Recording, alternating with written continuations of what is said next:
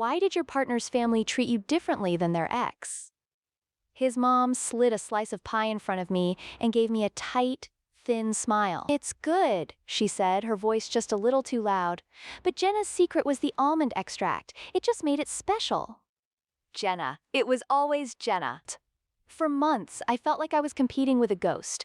Every family dinner, every holiday, her name would just hang in the air. They never said anything mean, not directly. It was always subtle. A story that started with, "Oh, that reminds me of the time, Jenna."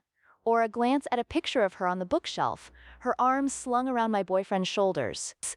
I tried everything. I memorized their favorite drinks, I brought thoughtful gifts, I asked his dad about his golf game, but I was always just the girl who wasn't Jenna. I could feel the invisible wall. I was the guest, and she was the family they were missing.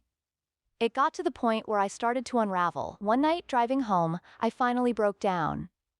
"They hate me," I told my boyfriend, tears blurring the streetlights.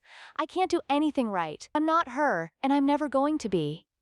He pulled the car over and turned off the engine, the sudden silence feeling heavy. He just looked at me for a long moment, his expression unreadable.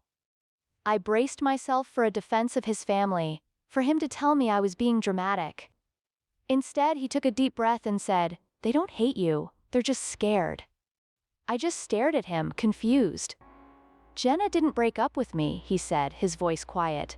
"We were together for 5 years. We were planning on getting married. Then she was in a car accident." The air left my lungs. Suddenly, everything clicked into place. The sad smiles. The way they'd look at me, then quickly look away. The pictures on the wall weren't a shrine to an old girlfriend. They were a memorial. They weren't comparing me to her. They were just remembering her. I wasn't the woman who had replaced Jenna. I was the first woman he had brought home since her. The first sign that he was finally moving on. And they were terrified of losing him all over again.